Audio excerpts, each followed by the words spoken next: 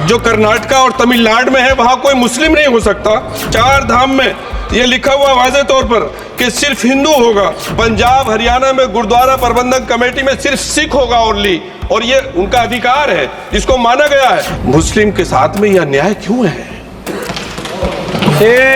और सुन लीजिए सर, हम अपने वकार को, अपनी इज्जत को, अपने मुल्क की, अपने शान को, अपने संविधान को खुद अपने पैरों तले रौंद रहे हैं। एक मजहबी फरीजा है, इससे उनको महरूम कॉन्स्टिट्यूशन के जरिए से भी कोई ताकत नहीं कर सकती। सरकारी अमले को बाज़ाब्ता तौर पर यह हक आखिर तो कलेक्टर को दिया जा रहा है। सर्वे कमिश्नर के इख्तियारात खत्म किए जा रहे हैं। आखिर सर्वे कमिश्नर भी तो गवर्नमेंट ऑफ इंडिया का होता है। मेरे मजहब के मुतालिक चीजें हैं तो वो कैसे कोई दूसरा तय करेगा? क्या कुरान में क्या लिखा है, फिक़ा में क्या लिखा है, इस्लाम में क्या लिखा है, ये आप तय करेंगे या मैं तय करूंगा? सर कहीं ऐसा ना हो, कहीं ऐसा ना हो कि जनता इन हुकूक के लिए, कॉन्स्टिट्यूशन को बचाने के लिए दोबारा सड़कों पर आ जाएगी।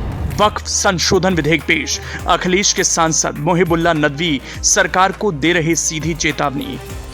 नदवी ने किया ऐसा ऐलान, सदन में बैठे गृह मंत्री अमित शाह ने छूटते ही पूछ लिया क्या बोल रहे। रामपुर से सपा सांसद ने खुले तौर पर कह दिया रोक दो ये बिल, नहीं तो हजारों लोग सड़कों पर आ जाएंगे। वक्फ संशोधन विधेयक 2024 लोकसभा में पेश हुआ। सदन में सपा ने ऐलान कर दिया वो इस बिल का किसी भी कीमत पर सपोर्ट नहीं करेंगे।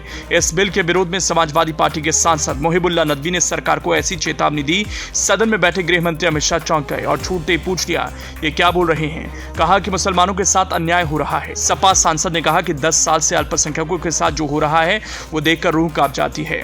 कि मैं वाहिद आदमी हूँ इस सदन में जिसमें 1 मैन कमेटी आपके द्वारा बनाई गई सरकार के, और मैं उसमें पेश हुआ 123 प्रॉपर्टी में। जस्टिस आर्यन ने जो रिपोर्ट पेश की आज तक वक्फ बोर्ड को नहीं बताया गया, चूंकि वो आपकी मंशा के खिलाफ थी और गवर्नमेंट की मंशा के मुताबिक नहीं थी। 123 प्रॉपर्टी में जब मंशा के खिलाफ हमारे नहीं आई, मंशा के मुताबिक नहीं आई, तो हमने 2 मैन कमेटी बनाई, और 2 मैन कमेटी ने भी कोई रिपोर्ट वक्फ बोर्ड को नहीं दी। जबकि वक्फ एक्ट जो है 1995 जो है वो पार्लियामेंट से पास शुदा है कि हम पार्लियामेंट के जो एहतराम है उसका नहीं कर रहे, उसके हुकूक का। इसी तरह से सर सूबाई हुकूमतों को इख्तियार दिया गया।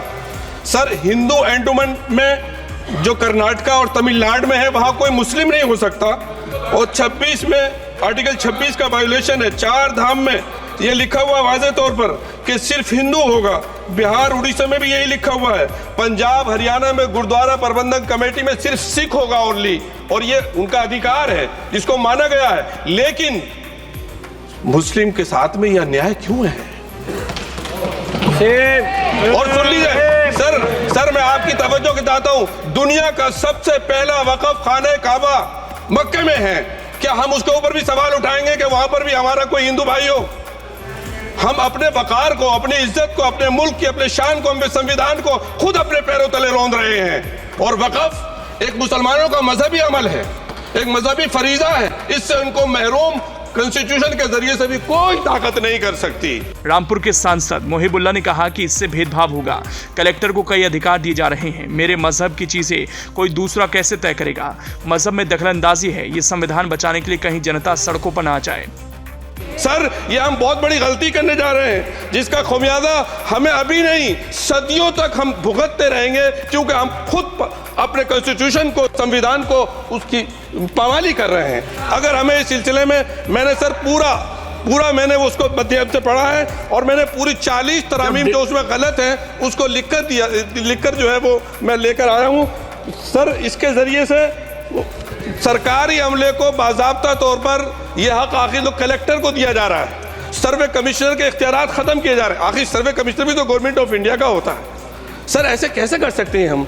और फिर सर उसमें मेरे मजहब के मुतालिक चीजें हैं तो वो कैसे कोई दूसरा तय करेगा? क्या कुरान में क्या लिखा है, फिक़ा में क्या लिखा है, इस्लाम में क्या लिखा है, ये आप तय करेंगे या मैं तय करूंगा? सर इससे हम मजहब में दखलंदाजी कर रहे हैं, इंटरफेरेंस ऑफ द रिलीजन कर रहे हैं। सर इस तरह के कवानीन से मुल्क की साख को नुकसान पहुंचेगा। कॉन्स्टिट्यूशन की स्प्लिट हम खत्म कर देंगे। और अगर ये होगा तो कोई भी अकलियत, कोई भी माइनॉरिटी अपने आप को हिंदुस्तान में सेफ नहीं करेगी। पिछले दिनों सिखों के साथ भी ये हुआ और कुछ क्या कहते हैं ईसाई भाइयों के साथ भी इस तरह के वाकयात हुए हैं, जिसकी वजह से सब लोग अपने आप को असहाय महसूस कर रहे हैं। 10 साल से जो मुल्क में माइनॉरिटीज के साथ, उनके हुकूक के साथ, उनके रिलीजन फ्रीडम के साथ जो खिलवाड़ किया जा रहा है, उससे रूह कांप जाती है। और दिल ऐसा महसूस होता है कहीं ऐसा ना हो कि जनता इन हुकूक के लिए, कॉन्स्टिट्यूशन को बचाने के लिए दोबारा सड़कों पर आ जाएगी। रामपुर सांसद ने कहा कि कुरान में क्या लिखा है यह आप तय करेंगे या हम तय करेंगे। इससे हम मजहब में दखलंदाजी कर रहे हैं। ऐसे कानून से मुल्क की साख को ठेस पहुंचेगी। सांसद ने कहा कि नए कानून के जरिए सर्वे कमिश्नर के अधिकार जिलाधिकारी को दिए जा रहे हैं। आखिर सर्वे कमिश्नर भी तो भारत सरकार का ही है। अखिलेश के सांसद ने कहा कि 4 धाम बोर्ड में सिर्फ हिंदू होगा, पंजाब हरियाणा में गुरुद्वारा प्रबंधन में सिर्फ सिख होगा। इसको माना गया है, ये उनका अधिकार है, लेकिन मुसलमानों के साथ यह अन्याय होगा। रामपुर सांसद ने कहा कि हम अपनी इज्जत और अपने संविधान को खुद अपने पैरों तले रौंद रहे हैं। वक्फ मुसलमानों का मजहबी अमल है। हम ये बहुत बड़ी गलती करने जा रहे हैं, जिसका खामियाजा हम सदियों तक भुगतते रहेंगे। ये बिल संघीय ढांचे पर प्रहार है। उन्होंने सवाल पूछा कि गैर मुस्लिम वक्फ बोर्ड का सदस्य क्यों बनेगा।